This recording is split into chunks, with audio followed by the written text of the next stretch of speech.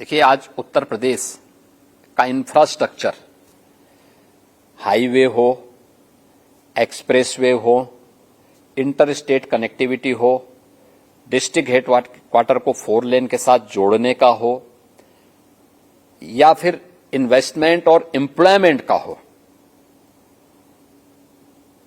या फिर कोविड प्रबंधन के कारण हो, ये सब उन्हीं के विजन के कारण हो पा रहा है और डबल इंजन सरकार की ताकत का परिणाम है।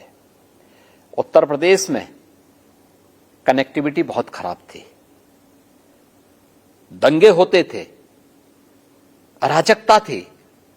आज उत्तर प्रदेश में दंगे नहीं, दंगा मुक्त है, गुंडागर्दी से मुक्त है, बेहतरीन इंफ्रास्ट्रक्चर है, रेलवे की सबसे बड़ी कनेक्टिविटी यूपी के पास है, सबसे ज्यादा मेट्रो यूपी के अंदर संचालित हो रहे हैं, हमारी सिटी में संचालित हो रहे हैं, देश की पहली रैपिड रेल और देश की पहले वाटरवे का निर्माण भी यूपी के अंदर हुआ है, वाराणसी से हल्दिया के बीच में।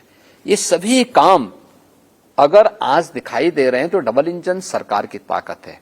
दूसरा, वेलफेयर स्कीम के माध्यम से, गरीब कल्याणकारी योजनाओं के माध्यम से हर एक तबके को बिना भेदभाव के टच करना। आप सोचो, इन 8 वर्षों में उत्तर प्रदेश में 6 करोड़ से अधिक लोग गरीबी रेखा से उभर करके सामान्य जीवन जी रहे हैं। विकास की दौड़ में क्षेत्रीय असंतुलन न हो, इसके लिए एस्पिरेशनल विकास खंड और एस्पिरेशनल डिस्ट्रिक्ट की संकल्पना को आगे बढ़ाना, यह मोदी जी के ही विजन का परिणाम है और डबल इंजन सरकार की ताकत है कि तेजी के साथ इस कार्यक्रम को हम आगे बढ़ा पा रहे हैं। और कोविड प्रबंधन का जो उदाहरण हम प्रस्तुत कर पाए थे, इसलिए क्योंकि प्रधानमंत्री मोदी जी का नेतृत्व था, उनका मार्गदर्शन था, उनका सपोर्ट था, हम उत्तर प्रदेश के अंदर उसको सफलतापूर्वक आगे बढ़ाने में सफल हुए। देखिए, भारत को दुनिया की चौथी बड़ी अर्थव्यवस्था के रूप में स्थापित करना मात्र 11 वर्ष में, और भारत दुनिया के अंदर अपने गौरव को पुनर्स्थापित करने में सफल हो, ये बिना विजन और बिना मेहनत के नहीं संभव हो सकता है। ये प्रधानमंत्री मोदी जी ने किया, लेकिन विपरीत परिस्थितियों में हिम्मत नहीं खोना, ये योग्य नेता का सबसे महत्वपूर्ण गुण होता है। और यही वैश्विक महामारी कोरोना के दौरान हम लोगों ने देखा है। पूरी दुनिया पस्त थी और निर्णय के शिकार थे। दुनिया में लोग वहां के कोविड प्रबंधन को लेकर के उन देशों में, दुनिया के तमाम देशों में, विकसित देशों में बड़े बड़े आंदोलन चल रहे थे, भयंकर आंदोलन चल रहे थे, तोड़फोड़, आगजनी तक हो रही थी। भारत के अंदर मोदी जी ने कोविड की आहट होने के साथ ही जो लीडरशिप देनी प्रारंभ की,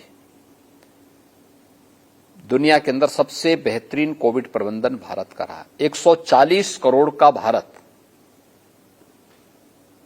कोविड प्रबंधन में, 3 वर्ष में भारत के अंदर कोविड से जो जितनी मौतें हुई, यद्यपि दुर्भाग्य या मौत के आंकड़ों की तुलना नहीं की जानी चाहिए, लेकिन एक उदाहरण फिर भी मैं आपको देना चाहूंगा।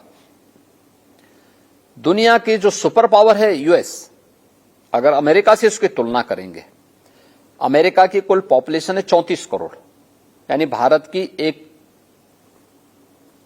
1/4 के आसपास है। 1/4 पॉपुलेशन भारत की होने के बावजूद, सुपर पावर होने के बावजूद, हेल्थ इंफ्रास्ट्रक्चर भारत से बेहतर होने के दावे होने के बावजूद, यूएस में भारत से 4 गुना मौतें हुई थी। 4 गुना मौतें यूएस में हुई थी। कारण था, भारत के पास नरेंद्र मोदी जैसा यशस्वी नेता था और इसलिए मोदी जी के नेतृत्व में भारत ने कोविड प्रबंधन को तो किया ही है। दूसरा उदाहरण मैं आपको देना चाहूंगा। मैं इंसेफ्लाइटिस की चर्चा किया था। इंसेफ्लाइटिस का वैक्सीन दुनिया में जापान ने 1905 में विकसित कर दिया था। 1905 में भारत में आने पर उस वैक्सीन को भारत आने में 100 साल लगे। ये पिछली सरकारों की कार्यपद्धति दिखती है, जिसके सामने केंचुआ भी शर्मा जाएगा उस गति को देख करके। मोदी जी ने कोविड कालखंड में, जब पूरी दुनिया कोरोना के सामने पस्त थी, तब स्वयं देश के लैबोरेटरीज में जा करके मात्र 9 महीने में एक नहीं 2 वैक्सीन विकसित किए, भारत के लोगों को फ्री में वैक्सीन दी और दुनिया के 100 देशों को भी वैक्सीन फ्री में उपलब्ध करवाने का काम किया। यह है योग्य लीडरशिप, विजनरी लीडरशिप, और उसको प्रभावी ढंग से इंप्लीमेंट करने की इच्छा शक्ति, विल पावर, ये मोदी जी के अंदर देखने को मिलते हैं। और ये हम लोगों ने संकट के समय दृढ़ इरादों के साथ कैसे उस चुनौती का सामना करना है, ये मोदी जी के अंदर देखने